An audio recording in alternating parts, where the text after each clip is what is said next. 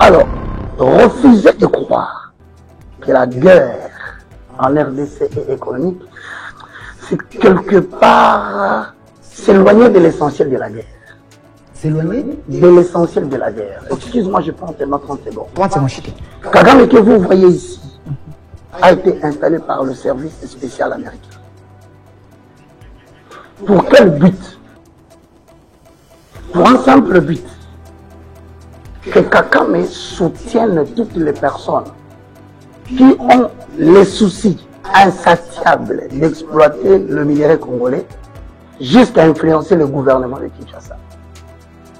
Et cet objectif n'est pas encore fini. Vous êtes et voulez-vous investir à Kinshasa? Voulez-vous réjouir de vos business? L'opportunité à ne pas rater. Toronto City VIP à Maluku. Un des meilleurs endroits pour résider ou implanter votre business. À quelques minutes du fleuve Congo, le fleuve de nos ancêtres. Juste en face de la zone économique si spéciale qui est le quartier commercial et industriel de Maluku. Waouh! Non loin du centre de ville Maluku, un quartier en pleine expansion, à quelques mètres du Macadam. Toronto City vous propose un terrain de 20 mètres sur 20 avec des bornes cadastrales. Sur un site accessible, urbanisé, avec espace de jeu, espace vert, magasin, centre médical, marché, etc. Nous disposons de terrains de 20 mètres carrés à un prix abordable. Donc, je voulais juste faire l'appel à nos frères de la diaspora, de partout où vous êtes, en Afrique, en Amérique, à l'Océanie, à l'Europe, en Asie, pour venir acheter les terrains, les parcelles de 20 mètres carrés que nous sommes juste en train de morceler. Vous allez bien voir qu'il y a des bornes, il y a même les travaux qui sont juste en train d'effectuer. Donc, le terrain est bel et bien assuré. Il y a l'eau non loin de nous. Vous allez voir, derrière moi, c'est la régie des eaux. De l'autre côté, c'est le société Vodacom. De Vodacom. Et devant moi, c'est juste World Vision. Là où Vision Mondiale sont juste en train aussi à un projet de construire les maisons pour ces travailleurs. Donc voilà, nous sommes ici à Maluku. C'est déjà un endroit habitable. Les quartiers, comme vous allez voir de l'autre côté, c'est déjà habitable. Il y a déjà les gens. Et c'est non loin parmi les autres cités que vous connaissez déjà. Donc je suis très fier de vous présenter ces produits qui n'est rien d'autre que, oui, nous achetons les voitures, nous achetons tout ce que nous pouvons avoir. Mais avoir une parcelle, c'est vraiment une très bonne chose. Pour tout contact, contactez Willy Mafuta au plus 1 90 57 30 15 40. Toronto City, waouh, les 4 qui nous réservent l'avenir de demain. Vive le Congo, vive Kinshasa. Soyez le bienvenu, fidèles téléspectateurs. Une fois de plus, nous vous disons merci, chers Congolais. Vous êtes en train de nous suivre un peu partout dans le monde, en direct sur 10e rue Télévision, le temple de la démocratie, la chaîne qui est du bon côté de l'histoire. Aussi, vous êtes en train de nous suivre sur YouTube, au Centre TV et Delcas Télévision. Aussi, il y a plusieurs chaînes qui nous prennent en relais. C'est votre émission. Vous avez demandé ces grands plateaux avec les têtes bien faites de la République, car les sujets divisent plus d'un. Et alors, sur ce, nous avons fait l'effort de les inviter afin que nous puissions réfléchir Congo. Sur ces plateaux, je suis avec monsieur Christopher Ngoy, il est PCA, il est également président de la société civile de la République démocratique du Congo. Donc, il est ici avec nous, monsieur Christopher Ngoy, c'est le bienvenu. Merci beaucoup. À côté de vous, nous avons le professeur Roger Baka, il est professeur de l'Université de la foi chrétienne. Il est ici avec nous, DG de la chaîne ERB TV. Il a plusieurs choses, hein, mais je ne vais pas vous présenter avec d'autres casquettes. Monsieur le professeur, c'est le bienvenu. Merci beaucoup, Delphin. Alors, de l'autre côté, nous avons monsieur Luider Balekelai. Il est chercheur en communication numérique. Il est doctorant, journaliste qui a fait plus de 25 ans dans le métier, journaliste d'investigation aussi, vous avez oublié, monsieur Balekelai.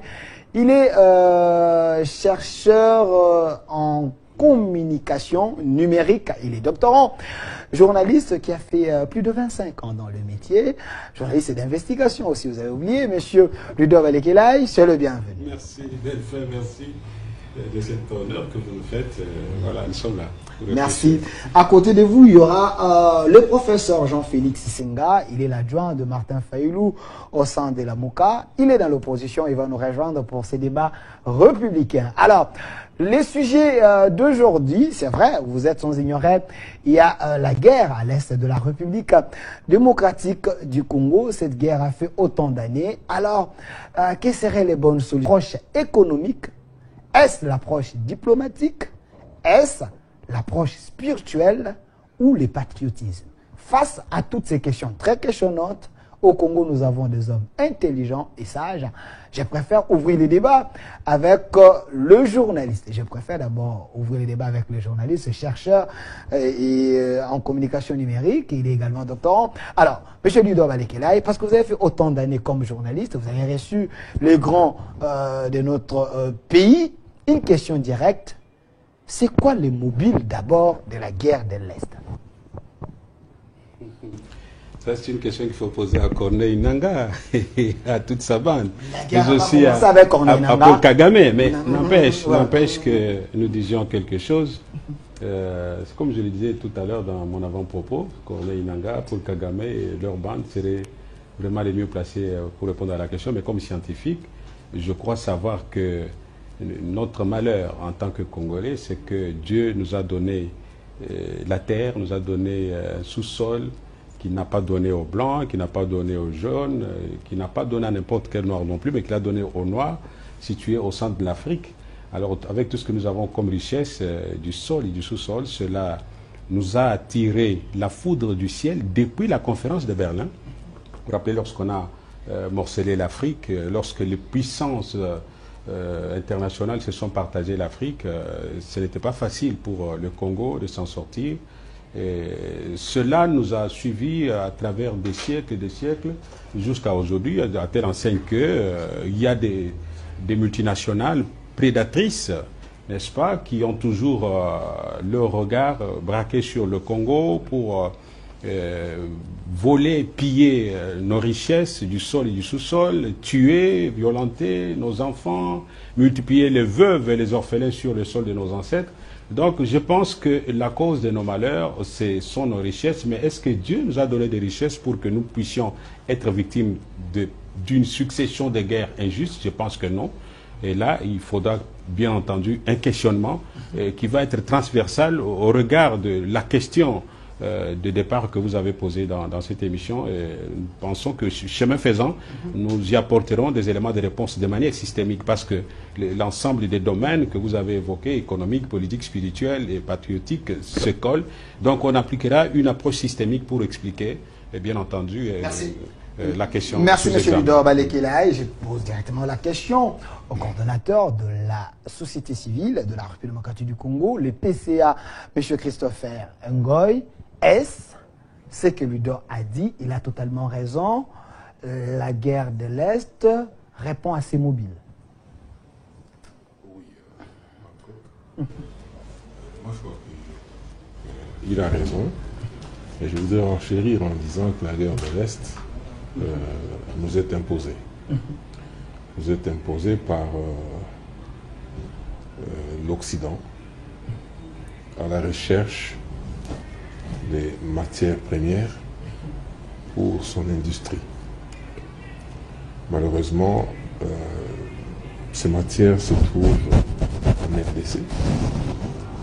Et autant l'Occident nous a imposé l'esclavage, parce qu'il fallait prendre, disons en Afrique, la main-d'œuvre. Ils ont envoyé des explorateurs ici en Afrique pour chercher là où il y avait des richesses cachées et tout ça, pour pouvoir les exploiter.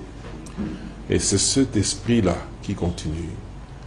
Et malheureusement, ils ont pu trouver des personnes ou des États qui se sont comportés en voyous. Les États, oui, okay, qui ont accepté à ce siècle ici, qui ont accepté de servir cet Occident et qui nous agressent. Et c'est une guerre économique, ça il faut le dire clairement, c'est une guerre économique pour les multinationales, parce qu'il faut faire la différence entre certaines administrations qui combattent déjà chez eux, hein, et ils combattent les multinationales. C'est ainsi que vous arriverez, même Obama l'a dit un jour, qu'il essayait de minimiser l'influence des lobbies et des multinationales au sein de son administration. Parce qu'ils sont là, matin, midi et soir, ils font pression pour obtenir des lois, obtenir des allégeances, obtenir l'influence de l'administration, afin de leur permettre d'exploiter ou de créer des guerres là où ils ont besoin d'exploiter. Et c'est une entreprise qui ne date pas d'aujourd'hui. Et moi, je pense que pour ce qui est du Congo, nous avons beaucoup tergiversé en n'arrivant pas à circonscrire le véritable cerveau. C'est ainsi que nous allions des fois nous plaindre, même chez celui qui est en train d'orchestrer cette guerre, et lui s'amusait à nous amener dans des dialogues de ceci, tout en continuant à exploiter. Okay. Voilà. Merci M. Christopher Ngoy. J'avais annoncé la présence de M. Jean-Félix Senga, c'est un haut cadre de la MOUCA, la tête pensante même de la MOUCA de Martin Fayulu, il est enseignant à l'université. M. Jean-Félix Senga, la thématique, quelle est la guerre de l'Est? Quelle est l'approche meilleure pour une solution directe? L'approche économique? Est-ce la diplomatie? Est-ce le patriotisme ou le spiritualisme? Mais d'entrée des jeux, la première question, quelle est la vraie raison de la guerre de l'Est? Merci, monsieur, pour associer à cette émission. Moi, je l'ai toujours dit, je voudrais peut-être surprendre un peu mes débatteurs. Okay. Moi, je n'abonde pas dans le sens que cette guerre, elle est purement, essentiellement économique. Okay. Je n'ai jamais accrédité tellement cette thèse. Pourquoi? Parce que si vous dites elle est économique, il n'y a pas peu. Le président de la République s'était adressé aux Américains, aux Occidentaux, bref, pour dire si vous avez besoin d'exploiter, venez, voyez-moi, on va voir comment nous accorder pour que vous exploitiez allègrement. Qui est dit gagnant-gagnant. Tout à fait. Mais malheureusement, ils ne mordent pas. Ils ne mordent pas. Quand j'y réfléchis bien, je me dis, mais quand Lumumba, en 1960, parlait déjà de la balkanisation, pensez-vous que c'était seulement cette guerre économique? En 1960, ils avaient besoin la matière dont on a besoin aujourd'hui pour les batteries et consorts. En 1960, on en parlait, on en avait besoin. Savait-il qu'un jour nous utiliserons ça? Je ne pense pas. C'est ainsi que moi j'ai toujours soutenu la thèse selon laquelle, pour moi, les Américains, les Occidentaux, après qu'ils aient étudié, ils ont fini par comprendre que le Congo était un pays d'avenir. Le Congo avait beaucoup d'avenir. Au point qu'ils se sont dit, demain, si on n'y fait pas attention, le Congo, le rôle que jouent les États-Unis d'Amérique aujourd'hui, le Congo pourrait bien le jouer d'ici 50 ans. Alors, pour ce faire, je ne sais pas, dans leur folie, ils se sont dit, il va falloir qu'on puisse émietter le Congo. Qu'on puisse d'abord le mietter, juste dans le but d'empêcher que le rêve que pouvait se nourrir le Congo s'estompe. Voilà leur préoccupation.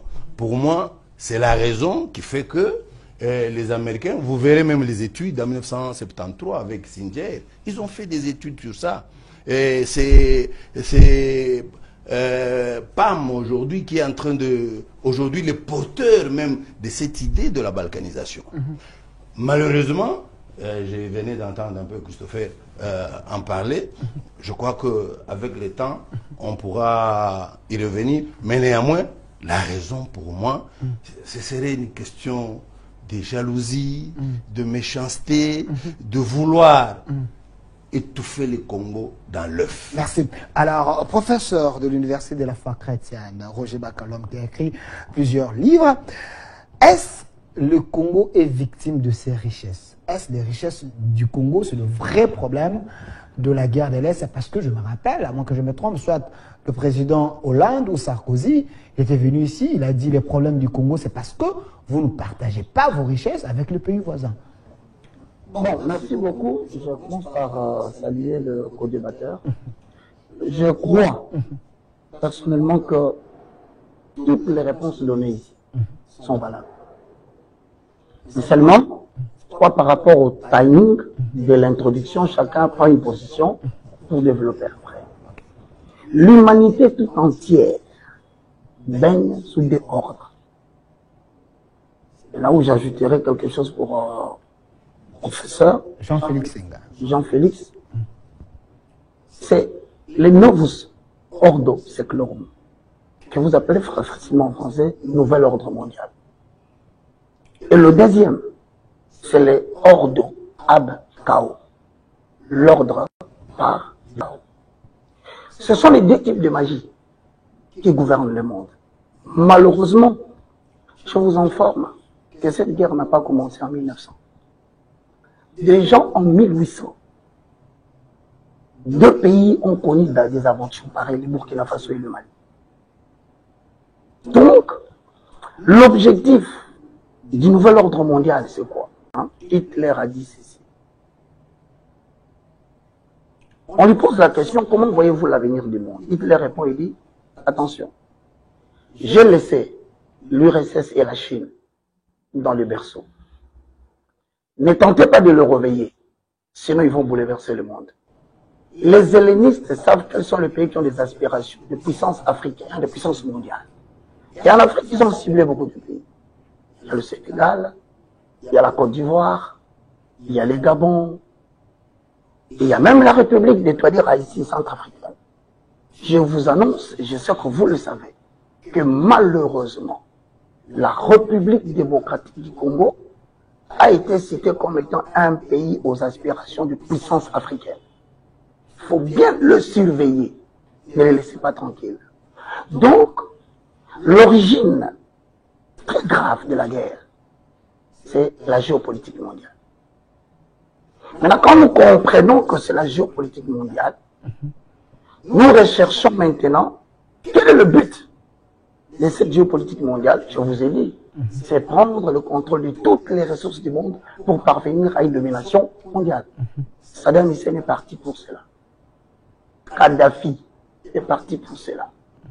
Maintenant, malheureusement, dans notre cas, nous détenons sur le plan ressources minières des produits qui vont gouverner les 100 ans depuis 1945 jusqu'à, je ne sais pas quand. Le coton, le cobalt, le cuivre, le lithium. Alors, refusez de croire que la guerre en RDC est économique, c'est quelque part s'éloigner de l'essentiel de la guerre. S'éloigner de l'essentiel de la guerre. Excuse-moi, je prends tellement 30 secondes. 30 secondes, Chité. Kagame que vous voyez ici a été installé par le service spécial américain. Pour quel but? Pour un simple but. Que Kagame soutienne toutes les personnes qui ont les soucis insatiables d'exploiter le minerai congolais jusqu'à influencer le gouvernement de Kinshasa. Et cet objectif n'est pas encore fini. Donc, pour ne pas vous diviser, je pense que le professeur Christopher, leader Balekela et l'assistant, nous avons ingénieur et président de la société civile du Congo. Surtout président de la société civile, hein, coordonnateur. Je m'excuse d'avoir botté en touche. Merci, mais à vous entendre parler, j'ai senti les aspirations du professeur. Et donc, je conclue en disant que c'est purement géopolitique, mais avec comme soubassement, le 25, les 30, les 100 années qui vont venir vont dépendre sur le plan économique. Merci. Alors, Monsieur Balekela est chercheur, doctorant.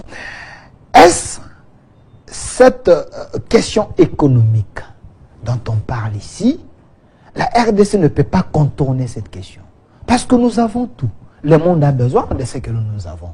Mais pourquoi ces gens ne viennent pas par la grande porte, préfèrent aller par des pays voisins et tuer des Congolais? C'est quoi le vrai problème? Merci de la question qui nous introduit déjà dans la deuxième marche, sur la deuxième marche de ce débat, l'aspect diplomatique de la guerre en République démocratique du Congo, pour que la RDC arrive à contourner, pour rencontrer vos concepts, la problématique de l'économie qui est au cœur de la guerre. Il faut que la RDC développe une diplomatie d'influence. Diplomatie d'influence. Pas agitante.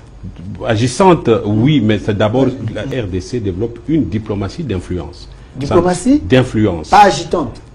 Agissante, oui, mais c'est d'abord, par vocation, la diplomatie a pour mission non seulement de représenter l'État à l'étranger, mais aussi de défendre les intérêts du pays à l'étranger. C'est ça la mission qui est dévolue aux diplomates.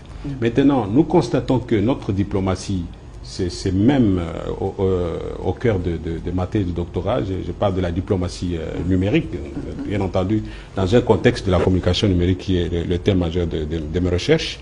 La diplomatie congolaise, j'ai pris la période de 2001 à 2024. C'est une diplomatie qui s'arrête, c'est un pays qui a connu 4 chefs d'État. Et ces chefs d'État, si vous regardez leur façon de communiquer, ils sont vraiment dans le paradigme du numérique. Quand vous regardez les 9 secrétaires d'État américains que les États-Unis ont connus depuis 2001 à 2024, vous sentez qu'ils sont présents, ils défendent les intérêts de leur nation à travers le monde entier. Ils communiquent en utilisant les médias sociaux qui sont les nouveaux canaux de communication interrégionale ou entre États. Maintenant, chez nous, il se pose un problème. La diplomatie publique numérique n'est pas très développée parce que beaucoup de diplomates sont bien entendu de la génération de 1960 et il faut renouveler la classe, il faut les actualiser. Non, actualiser non, il faut renouveler le personnel diplomatique pour qu'il soit trempé vraiment dans le nouveau paradigme du numérique pour pouvoir communiquer sur les avantages ou sur les opportunités que la République démocratique du Congo présente vis-à-vis des autres étrangers et ne pas être là à se plaindre lorsque l'ennemi crée un compte Facebook, un compte Twitter au nom d'un officiel, on réunit toute la presse, on commence à démentir. Non, il ne faut pas démentir, c'est une nouvelle façon de faire la guerre. On appelle ça la guerre digitale. Il y a même un auteur, Caroline Fayet, qui a écrit un ouvrage, l'art de la guerre digitale. Il démontre comment aujourd'hui on ne peut pas faire avancer les choses sans se référer au nouveau modèle, au nouveau paradigme de communication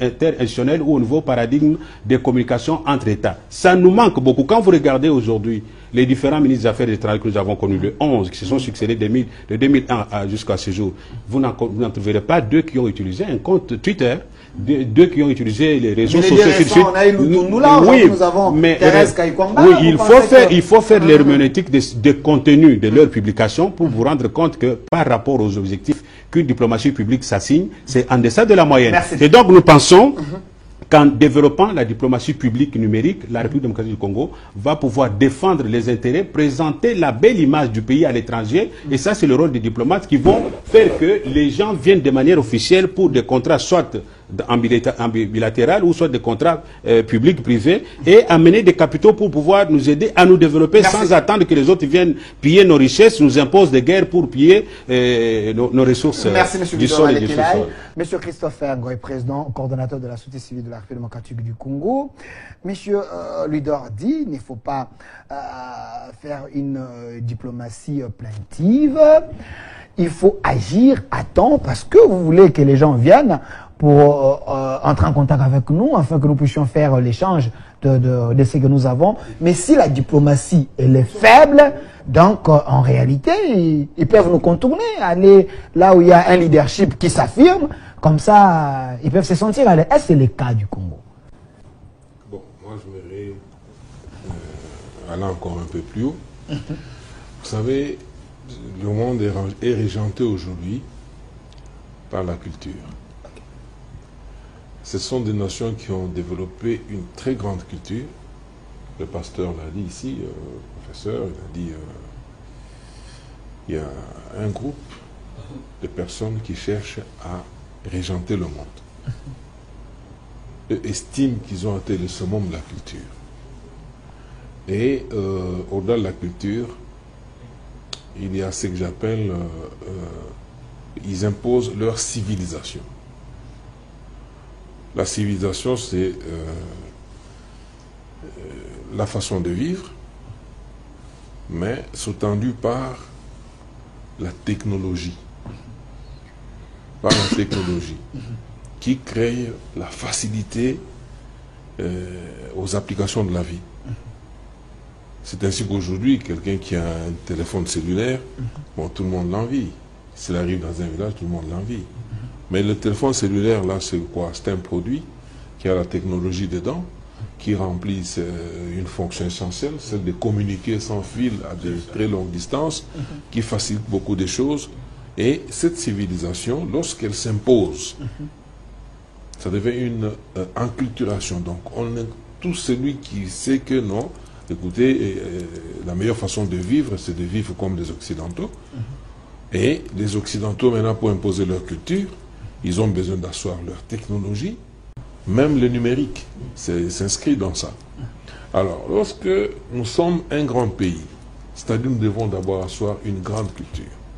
On ne peut pas asseoir une grande culture si nous nous réduisons au tribalisme. Nous sommes dans des approches terre à terre. Alors, voyons le monde si Dieu, l'être suprême, nous a doté de ce qu'il nous a donné comme matière ou ressources minérales, concentrées sur un seul espace. C'est-à-dire comme matière ou ressources minérales, concentrées sur un seul espace. C'est-à-dire, dans son plan divin, il a voulu que le Congo puisse diriger le monde. Mais sur le plan culturel, bien sûr, on nous a déstabilisés. On ne peut pas vivre tout en pensant que personne ne va vous nuire, donc personne ne va vous envier. Mais il faut faire avec. Il faut considérer qu'on va nous menacer. Il faut considérer qu'avec ce que nous avons, il y a des gens qui en ont besoin. Est-ce qu'il faut rester plaintif? Est-ce qu'il faut rester plaintif? Ou soit il faut se prendre en charge? Il faut se prendre en charge, anticiper, aussi essayer de faire l'essentiel. Parce que... Très bien. Oui, il ne faut pas être... oui, quand il faut se plaindre, il faut se plaindre. Mais il ne faut pas se coucher au sol pour dire, voilà, c'est ça votre posture, de vous plaindre, de ne rien faire. Moi, je crois qu'il faut... lorsque je parle de la technologie, elle peut vous apporter même les moyens de défense. Aujourd'hui, nous sommes en train d'aller chercher, vous voyez à l'Est là-bas, il y a eu un moment où notre armée faisait monter des hélicoptères pour approcher les positions ennemies, les bombarder. Et tout ça, les autres ont fait appel à une technologie plus avancée, avec des missiles, qui ont empêché que nos avions ne puissent se voler. Et ils ont pris l'ascendance sur, bien sûr, hein, pour un petit moment, sur notre armée. Et notre armée s'est réorganisée en allant aussi chercher là où il y a la technologie. Ils sont venus plus avancés. Et maintenant, les avions ont pu... donc contrôler l'espace aérien, et l'ennemi se trouve en difficulté au moment où je vous parle ici. C'est-à-dire, il faut d'abord asseoir une grande culture. Et au-delà de cette grande culture, la technologie, pour que la jonction de la culture et la technologie débouche sur une civilisation. Gardez un peu la parole, Christopher. Gardez un peu la parole, parce que la seule personne qui est bénéficiaire de l'ordonnance du chef de l'État ici, c'est vous. Vous êtes, bien sûr, c'est vous, vous êtes PCA quelque part. Est-ce le régime, sur le plan diplomatique, est-ce le régime fait un mea culpa? Est-ce le régime, sur le plan diplomatique, est en train de vendre les Congos afin que nous puissions convaincre ces gens qu'ils entrent par la grande porte? Parce que cette guerre, elle est économique. Nous avons tout, mais pourquoi ces gens-là nous laissent aller chercher des petits pays? Il y a un problème là. Ah, voilà. Je voudrais répondre à votre question. Je pense que la nature, les relations humaines, on a tendance à aller là où l'on peut réaliser le plus de profit possible. Les grandes multinationales aiment, depuis l'histoire, aiment prendre gratuitement ou à vil prix. Et c'est ça l'imposition ou le reflet même de leur puissance. S'ils arrivent quelque part et disent nous voulons ceci, voilà nos conditions, vous devez vous plier et vous donner. Et si chaque fois que vous leur rappelez que nous voulons une relation gagnant-gagnant, et c'est pourquoi on a exécuté Mosé. Donc parce qu'il a dû lâcher ça à tout moment. Moi j'étais au ministère des Mines avec le ministre Kibasa, j'ai vu la guerre venir. Alors c'est pour vous dire que aujourd'hui, s'ils ont quelqu'un à côté là, qui ne paie rien, un voyou, ils nous disent allez prendre, et puis vous nous donnez, nous on vous rétribue. Bon, il va prendre, tout ce qu'on lui donne c'est un bénéfice, parce que ça ne lui appartient pas, et il donne les yeux fermés parce qu'il ne va même pas évaluer la valeur de ce qu'il puise pour amener de l'autre côté. Et de l'autre côté, on lui dit, bon, vous pouvez continuer à faire ce que vous faites. Merci. Et c'est ça la relation. Merci. Monsieur Jean-Félix Senga, enseignant à l'université, la tête passante de la Bouka, vous êtes dans l'opposition avec Martin Fayoulou. Je salue Jean-Félix en passant. Voilà. Ça fait longtemps qu'on ne s'est pas vu. Est-ce qu'il y a un problème de leadership? Est-ce qu'il y a un leadership faible? Parce que, en écoutant M. Si l'on reste figé sur l'idée, cette guerre qu'on nous fait est une guerre purement ou essentiellement économique, moi je crois qu'on est en deçà du véritable fond de la guerre. Je soutiens. Les Américains ont fait leur projet. Lequel projet? Celui de balkaniser le Congo. Et après qu'ils aient armé Kagame, quand il part de l'Ouganda, il va chasser Abiyarimana, il prend le contrôle du Rwanda. Kagame, à son niveau à lui, a eu aussi un projet. Lequel projet? Celui d'étendre son minuscule pays. Il faut étendre, il faut l'agrandir. Il faut l'agrandir. Et c'est ainsi que Kagame vendra son projet aux Américains. Et ça rencontre le point de vue des Américains du fait que Étienne Mordicus a balkanisé le Congo. Voilà pourquoi ils mettent tout à sa disposition pour qu'il arrive à ses fins. Et il ne faudrait pas que le Congolais se dise que si jamais Kagame obtenait la timbale, ça va s'arrêter là. Non. Ils vont continuer. Donc le problème est ailleurs. Le problème est ailleurs. C'est pourquoi j'insiste sur ce fait-là. Bien. Mon frère, d'abord mon frère. Donc mon frère, il parle de la diplomatie numérique. Ce que je soutiens. Mais il se fait que maintenant là, quel que soit ce que le Congo entreprend, les Américains, les Européens n'écoutent pas. Ils ferment les oreilles, ils ferment les yeux parce qu'ils ont un objectif, celui de balkaniser le Congo.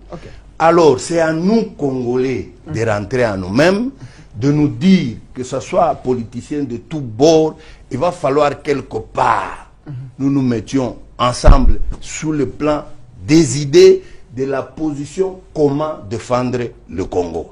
Eh bien, si on reste seulement dans la querelle politicienne, et nous allons voir comment nous sommes en train de perdre notre pays et que nous n'aurons rien à laisser à nos enfants. Donc nous avons tout intérêt aujourd'hui. La première chose, quand vous demandez qu'est-ce qu'il faut faire, la diplomatie, on peut bien faire.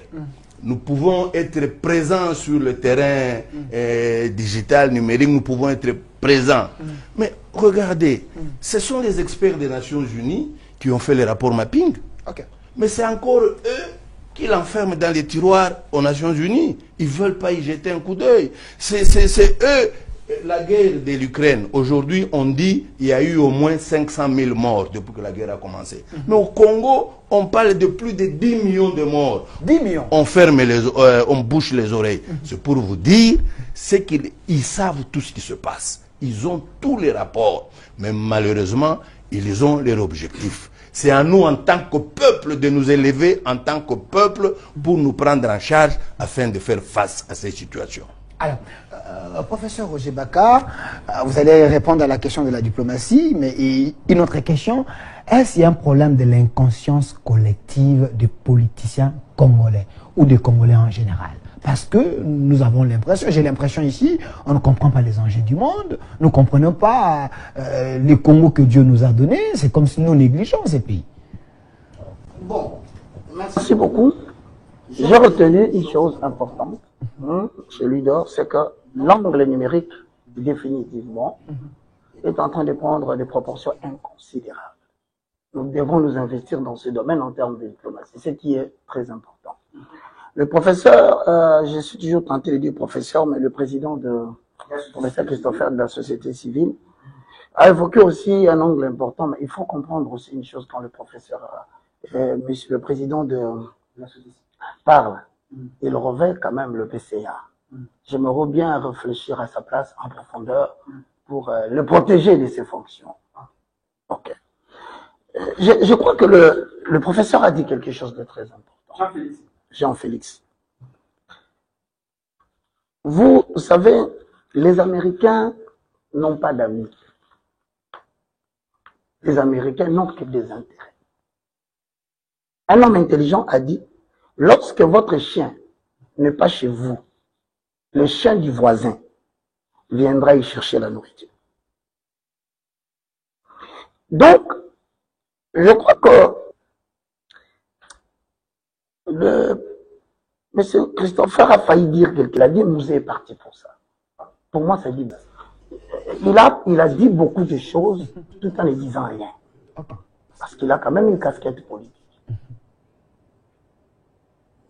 Monsieur Jean-Félix voudra beaucoup dire, mais comme il est opposant, il ne veut pas admettre cette léthargie de vouloir dire, il dit, de ce côté, vous êtes nul. Mais moi, en tant que simple citoyen mandaté par Dieu, je dis ceci, arrêtons de nous tromper. Nous détenons quelque chose que ces gens-là cherchent tous les jours et ils n'arrêteront jamais.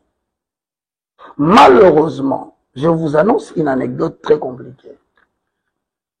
Lorsque la France constate qu'elle ne maîtrise pas la haute volta, aujourd'hui au Burkina Faso, il va essayer, en 1932, d'annexer une partie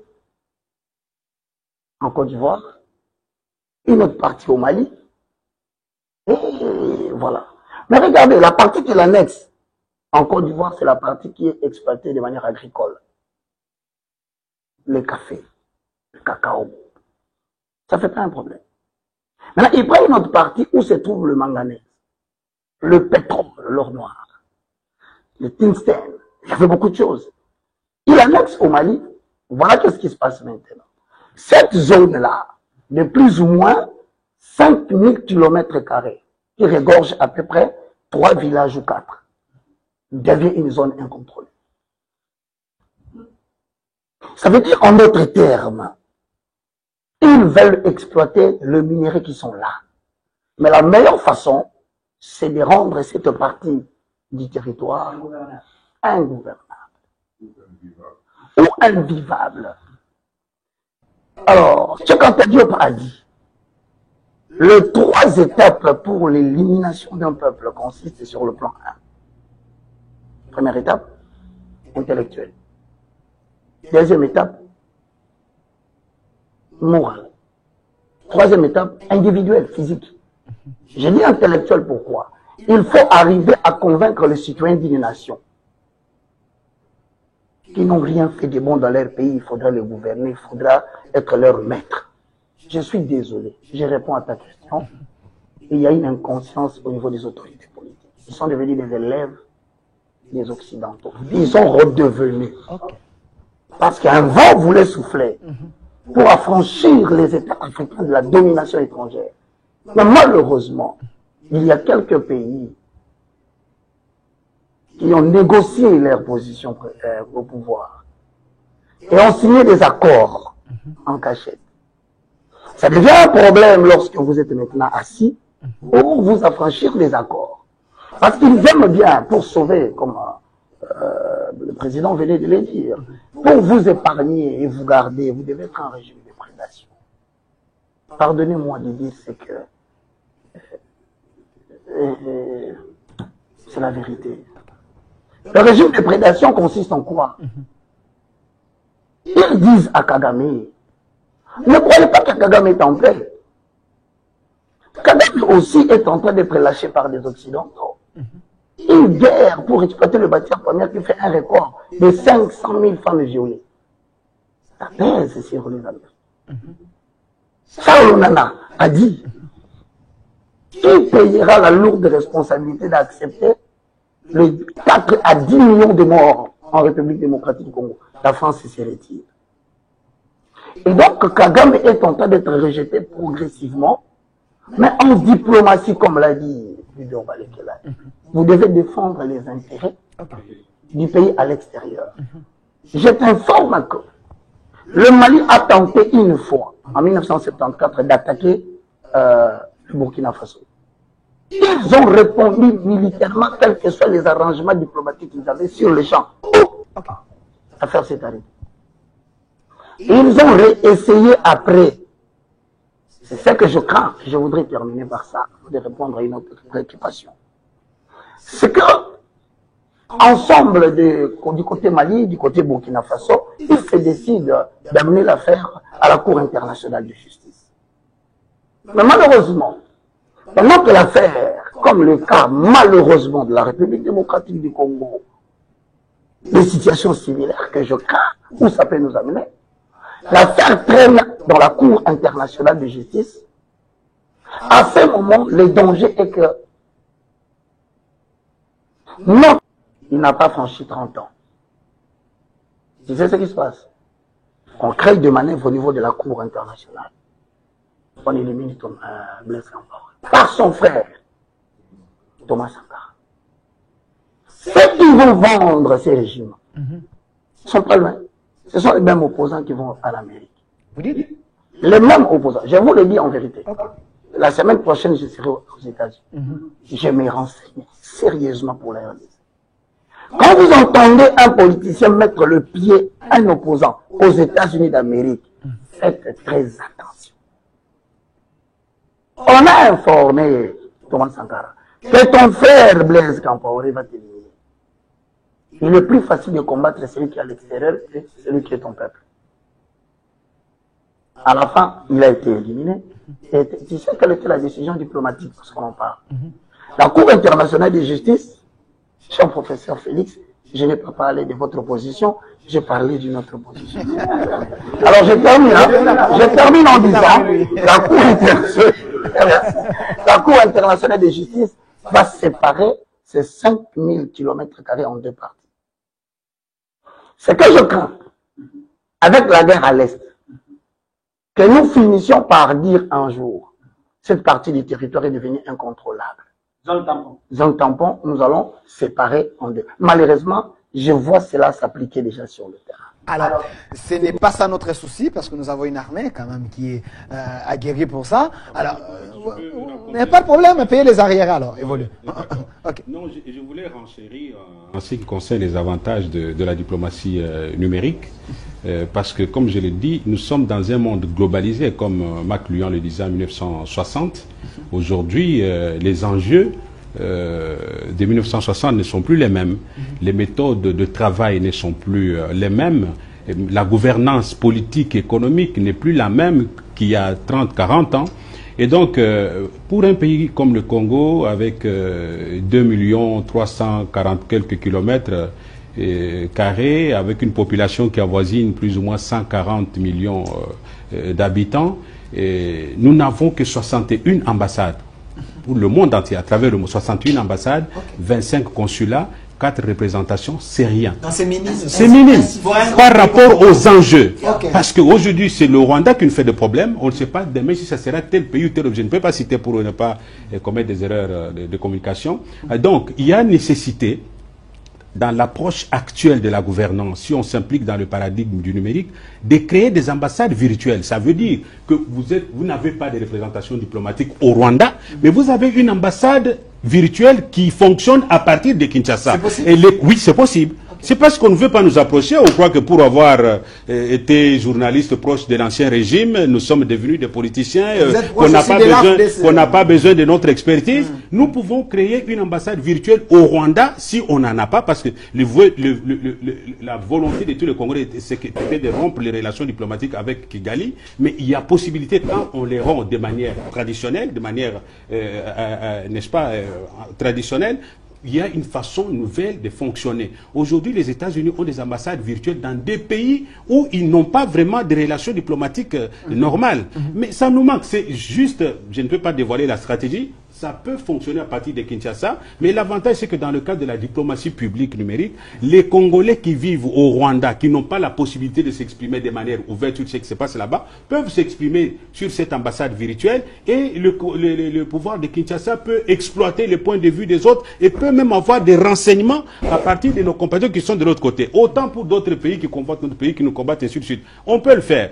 Tant que la guerre existe, même si on change 1000 fois les ministres des Affaires étrangères, ça veut dire que la diplomatie n'a pas marché. Et d'ailleurs, il est déconseillé de changer des ministres des Affaires étrangères à tout bout de champ, parce que quand on met un nouveau ministre des Affaires étrangères, il faut qu'il y ait du temps pour maîtriser les dossiers et relancer les débats sur la scène régionale ou internationale. Ça pose énormément de problèmes. Je ne dis pas que la ministre qui est là-bas demeure éternellement, parce que le président va remanier le gouvernement. C'est de son pouvoir discrétionnaire. Mais j'émets le vœu de voir pérenniser un peu la stratégie en ce qui concerne la diplomatie.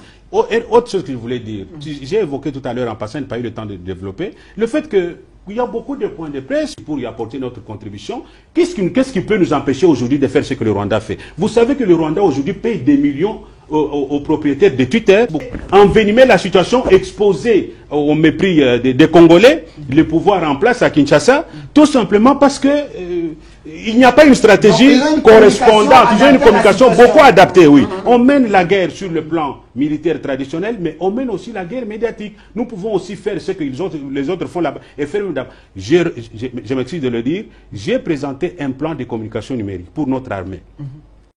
Je me demande s'ils les versent. Si elles les versent, si ces sociétés les versent, nous pouvons avoir beaucoup d'argent pour financer notre armée, soutenir l'armée, acheter des équipements, les drones sophistiqués, avoir le contrôle de nos espaces numériques. Ce n'est pas sorcier. Les drones numériques ici qui survolent les espaces, nous pouvons les acheter avec l'argent qui vient juste de la télécommunication à la République démocratique du Congo. Et donc, ce sont des idées que nous mettons à la disposition des dirigeants, espérant qu'ils vont en tirer profit pour pouvoir avoir des ressources en interne, être beaucoup plus pesants sur la balance lorsqu'on est en discussion avec les partenaires. Merci, M. Ludo Malekela. Et je rappelle le sujet, la guerre de l'Est.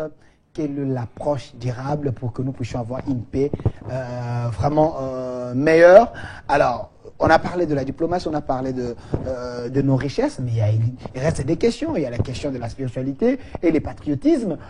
Vous ouvrez cette question, M. Christopher Ngoy. Est-ce la spiritualité d'un pays peut aussi être un atout face à la situation comme nous sommes en train de la vivre? Bon, je voudrais ramasser rapidement. Pas de problème. La spiritualité relève de la culture. Okay. Et si d'aucuns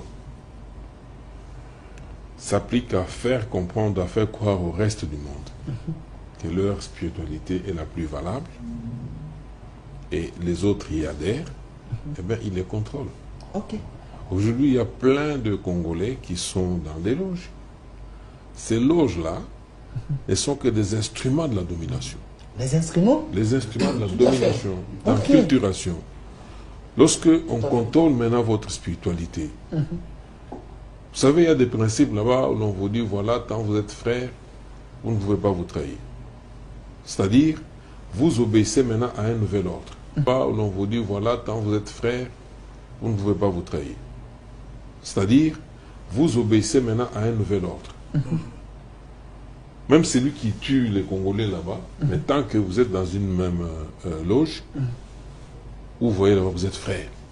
Vous êtes obligé de vous saluer, de vous soutenir. Et c'est parmi les éléments qui font que notre classe politique, elle est difficile à gérer. Hein? Alors, oui, la spiritualité fait partie de la domination, elle fait partie des éléments qui font que la guerre perdure. La spiritualité peut faire aboutir tout à fait. Un jour, Monsieur Roubaix-Roy, pasteur. Bon, j'ai vu des invitations, hein, il est pasteur. Bon, je ne sais pas où il a fait la théologie, je ne sais pas où il a, mais il organise, je ne sais pas où il a, mais il organise avec d'autres pasteurs qui les financent de l'extérieur, il organise des forums ici. Vous voyez plein de nos politiciens. Ils arrivent là-bas, ils le fréquentent, et à travers ça, il augmente son influence ici. Ok. Et vous allez vous demander comment quelqu'un qui n'avait pas un parti politique assis, comme Moïse Nyangwab, qui se soit retrouvé, je ne sais pas, au Sénat, ou par quel mécanisme. Mais il y a des sphères où on fait des concessions. On fait des concessions et ces sphères-là semblent avoir préséance sur tous les airs, tout le reste, sur la politique, sur les clivages politiques, et tout ça. Quand ils se retrouvent là-bas, ils se disent, voilà, tel, on va ici, bon, on lui ouvre la possibilité d'y accéder. Et tout ça. Donc, c'est pour dire que le tout, c'est d'abord la culture. Il faut asseoir une très forte culture. Merci. Alors, je n'ai pas fini. Vous avez tellement de choses à dire. Également, la science et la technologie, il ne faut pas la négliger. Ok. On ne peut pas tout vous donner. On ne vous donne pas tout. Mais quel est le rôle alors des génies congolais? Écoutez, c'est là, il faut travailler sur ça. Et même la diplomatie. Oui, la diplomatie dans le contexte actuel, je félicite la ministre de Thérèse Rekonda. Voilà. Elle a un style qui me plaît. Elle est à tous les fonds et puis elle est direct fait. Moi, je félicite ça. Mais la diplomatie, c'est une espèce de guerre aussi. Hein? Mais avec des gants et beaucoup de politesse. Alors, mais il faudrait que nous, Congolais, nous sachions nous défendre. Pour nous défendre, nous devons... Vous parlez Louis d'Or a parlé de ça. Il faut le faire. Aujourd'hui, si on regarde l'enveloppe, hein, qui provient de la communication. C'est beaucoup d'argent. Il faut, au lieu de se contenter d'être là, dire que nous avons un ministère de pétentique, tout ça, pendant que nous dépendons des satellites étrangers qui peuvent vous infiltrer, vous écouter à tout moment et tout, et même les serveurs sont hébergés ailleurs. Si nous sommes incapables, on peut chercher des partenaires à travers la diplomatie, des partenaires qui peuvent nous permettre de lancer aussi des satellites. Et puis, c'est un créneau qui peut apporter beaucoup d'argent. Il suffit seulement de faire un bon montage. Des pays comme, bon, je ne cite pas, il y a des pays qui lancent chaque jour ici des satellites et vous entendez avec eux et vous lancez des satellites de communication parce que nous sommes un pays de très grande consommation. Et même en ce qui concerne la guerre, il y a le transfert de technologies, l'échange de technologies. Aujourd'hui, la Russie, si elle était restée en train de se plaindre comme elle se plaignait là, la guerre était déjà très avancée jusqu'à sa porte. Et on allait la sujettir. Aujourd'hui, Poutine peut parler parce qu'il a développé la technologie. Aujourd'hui, Aujourd'hui, Poutine peut parler parce qu'il a développé la technologie. Aujourd'hui, moi j'étais dernièrement en Russie, j'ai trouvé une nouvelle génération d'ingénieurs que nous n'avons pas ici. Des jeunes, mais qui sont rompus à maîtriser des outils de toutes sortes et tout. Et quand vous discutez avec eux, vous sentez qu'ils ont maintenant une nouvelle génération d'ingénieurs qu'on n'a pas ici. Et le Congo doit travailler sur ça. Nous avons des minéraux que les autres viennent chercher pour asseoir leur technologie. Mais nous-mêmes, sur le plan technologie, moi je suis issu de l'ISTA. Regardez l'ISTA. Regardez la Polytechnique. Est-ce qu'elle existe encore, ce que le campus Sama. Et même quand il y a des jeunes qui s'illustrent, parce que j'ai vu dans les médias un jeune qui est parvenu à faire communiquer l'ordinateur avec le cerveau. Je ne pense pas que ce jeune-là se trouvera encore ici au Congo. Franchement, c'est ça l'intelligence artificielle. Mais que fait le ministère de la Recherche? Alors, nous devons avoir un socle. C'est ce socle-là au niveau de l'intelligence supérieure de la nation. qui peut nous permettre d'accéder à l'ordre des solutions. Mais ça nous fait vraiment grandement défaut. Merci. Merci, M. Christopher Ngoy, PCA, président de la société civile du Congo. M. Jean-Félix Senga, je précise que vous êtes de la MOCA, mais un scientifique. Hein? Dans l'opposition, je connais bien de quoi je parle. Aujourd'hui, si vous prenez l'Inde, vous prenez le Japon, vous prenez la Chine, c'est grâce à leur spiritualité qu'ils sont en train aussi d'avancer. Est-ce que nous, les Congolais, on ne peut pas chercher à ce que notre spiritualité... Parce que nous parlons des Kimpanvita, des Kimbangu et des autres. Est-ce qu'il n'y a pas des solutions un peu mystérieuses comme ça avec notre spiritualité? Ça tombe bien. Je crois que ça, c'est un débat qui, pour le moment, fait couler l'encre et la salive, surtout avec... le professeur paix à son âme Kalala Omotunda de l'Afrique. Mais nous avons un vie profondément, essentiellement chrétien. Moi, je crois en Jésus comme Seigneur et Sauveur. Je ne vois au nom de rien, on peut me sortir de là pour me ramener à l'animisme pour que le Congo gagne la guerre au nom de l'animisme. Je ne pense pas.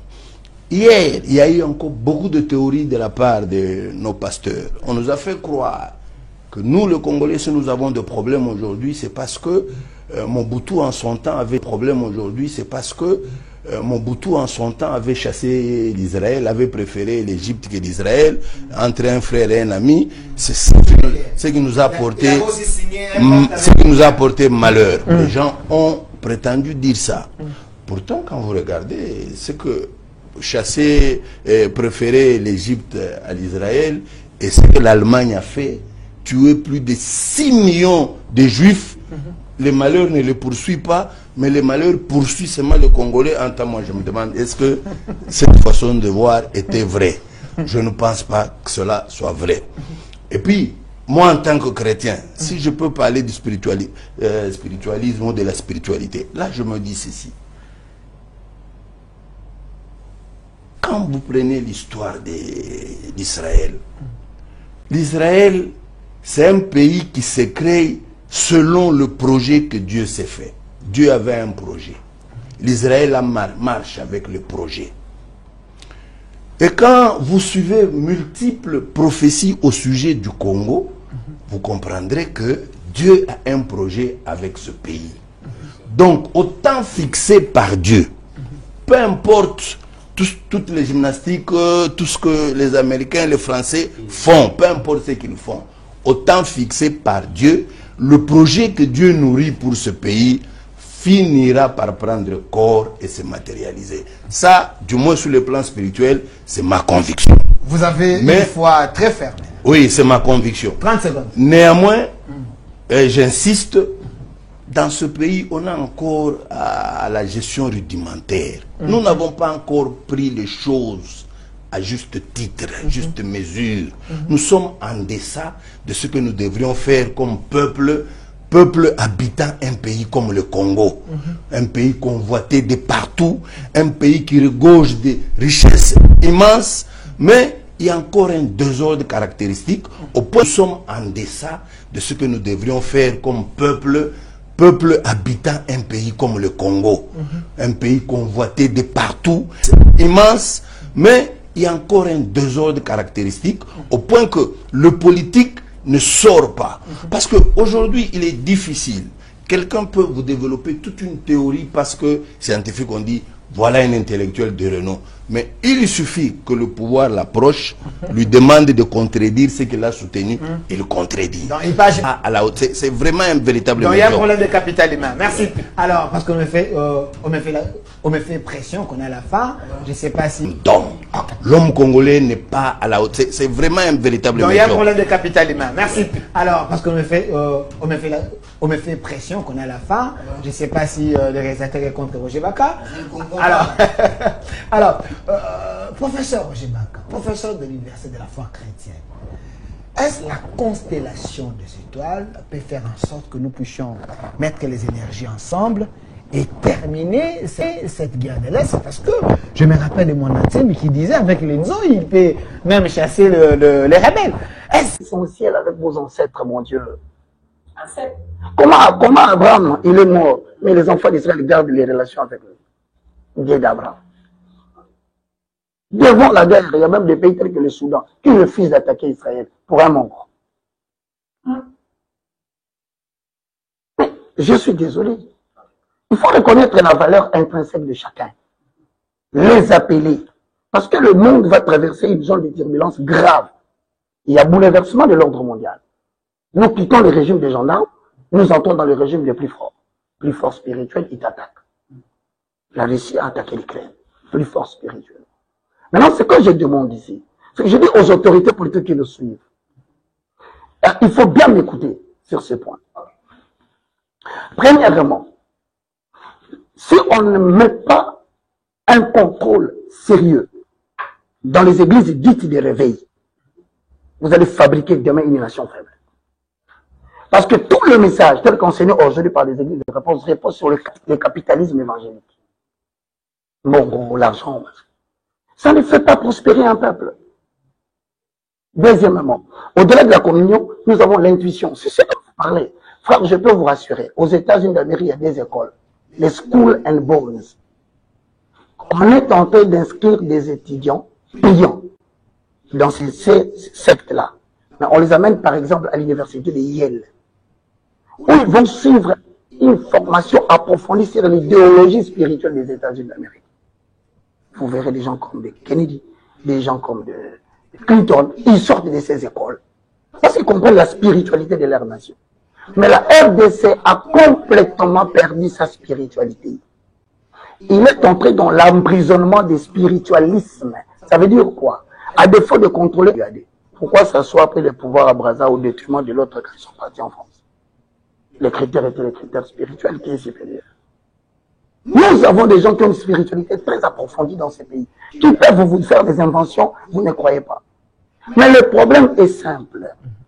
Plusieurs autorités sont embrigadées dans des maisons de philosophie, franc-maçonnerie, Ekankar, Maïkari, patati patata. C'est l'une des raisons pour laquelle on a fait la guerre à Mobutu, parce que Mobutu n'avait pas accepté cette histoire. C'est quand il devient faible, il comprend qu'il est attaqué par des maisons philosophiques, il tente de négocier en voulant même accepter. Malheureusement, c'était déjà trop tard. Alors, je tiens à dire ici, à la manière dont je vois le régime et les autorités marcher, je vous demande une chose. Oui, ce que vous dites là, on vient. On risque de chef qui a pris les 120 milliards là. Pourquoi? Parce que la spiritualité inculque les valeurs.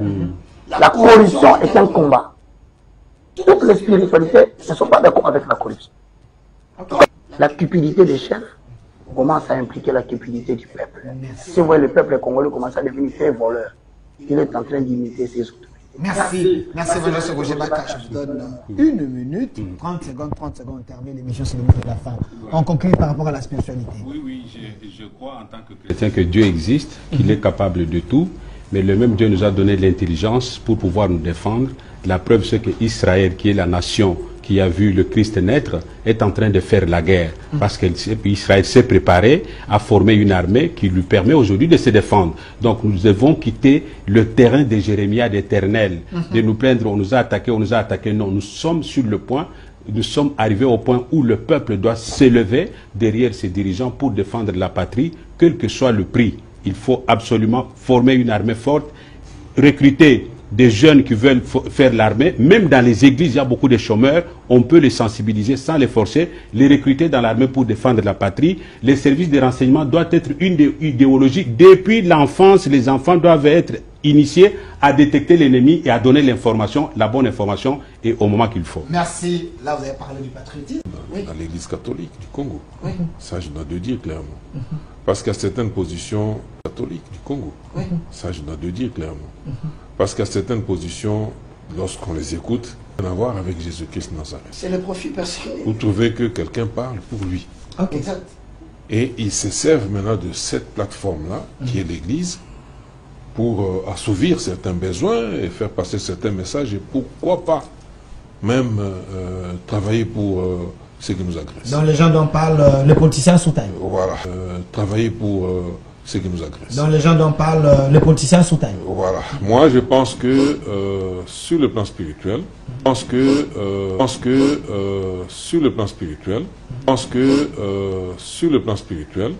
j'ai retenu quelque chose que Jean-Félix a dit. Bon, nous mettre ensemble. Okay. Nous mettre ensemble. C'est très important. Face à la balkanisation, nous devons nous mettre ensemble. Il n'y a rien qui dépasse. Nous pouvons avoir des clivages politiques. Mais devant la nation, parce que c'est le seul bien que nous avons, bien commun que nous avons. Et je ne veux pas comprendre comment des gens peuvent travailler contre ce bien commun-là.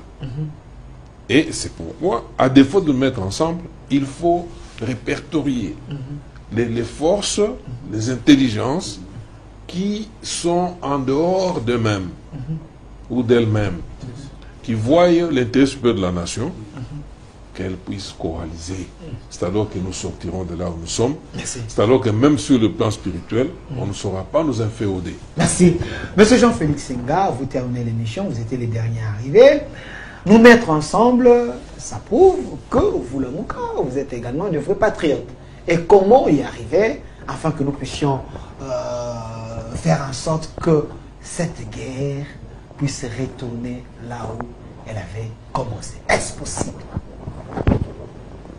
Pour dire que le patriotisme est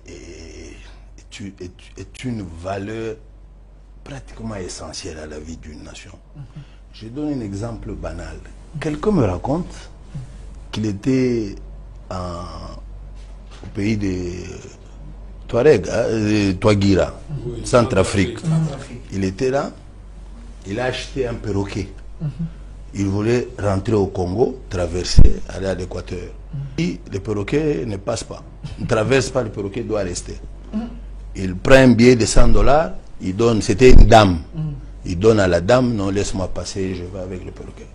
La dame a dit, même si tu me donnais $1000, le perroquet ne passera pas. Vous voyez, c'était ça. Vous ne trouverez jamais ça au Congo. Vous ne trouverez jamais ça au Congo.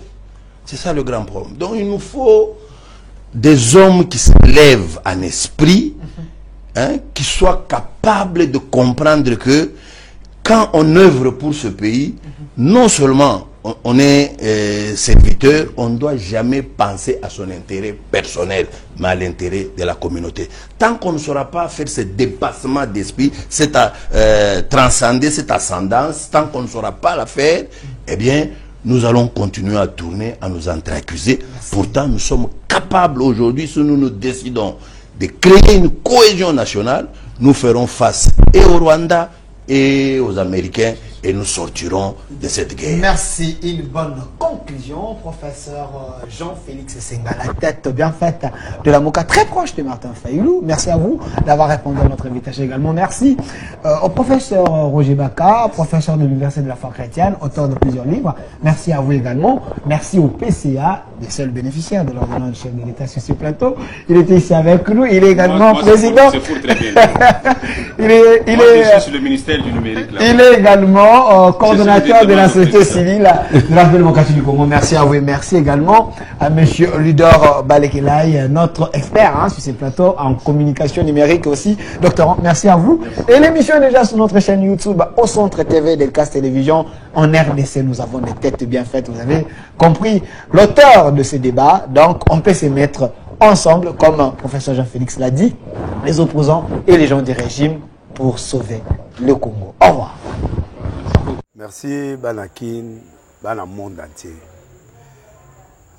Merci bien-être. Sougala café, logo na meli logo mais logo ezamabe. Il y a bien pour na panne technique mais ko sale la on ndenge mabe te sale la ngo pona mama. A célibataire to lingi bino ate. So maka boma mukolo bala. Pourtant mzo ba produire ngo soute. Merci bien-être yango yo. Lukango benga ndekonanga alendele yé mutu ayebi esika ko fournir yo autant que tu veux $35 ezebele na kati sobo melika moko de jour bien mais hémorroïdes banini tout ça bilialia vanda mosala banini et réparer au système ya break et réparer au pe fonctionnement ya break de break donc et son fonctionnement ya bien. To comme ba congolais toujours gagner ba match. On va défaite, pas technique en plein match, c'est pas bon. Zongela et loco. Nana c'est éviter de dire surtout ba pasteur, bodingo mela boyawa. Bo benga pena alendele na numéro na e pour bo benga pour bo loco. C'est important. Traitement poison anti-poison yango yo. Ne ba mususu meli yango avant kende obima. O melango. Ça des jours à le loco. Moi cuire mon corps c'est bon. Oyopé anti-poison. Donc ce que ata izana kati et longolango. Alendele mikolo somme. N'habité mindela ngo ba pese biloko ba udia. Po biloko ngo bendeza solo mikolo ba tchaka poison à toi famille te à toi problème na mututé jalousie car do ba produit yangwana ya anti-poison oyopé anti-poison. Donc benga alendele à partir na ye ayibindeni oya ozwango. Nzambe nanga pambola bino mi batela mboke komi biete bato bakomi na jalousie oyo tozo comprendre de souté bana mike bazo kufa mikolo bazo kufa baotiana bana bébé ba poisson.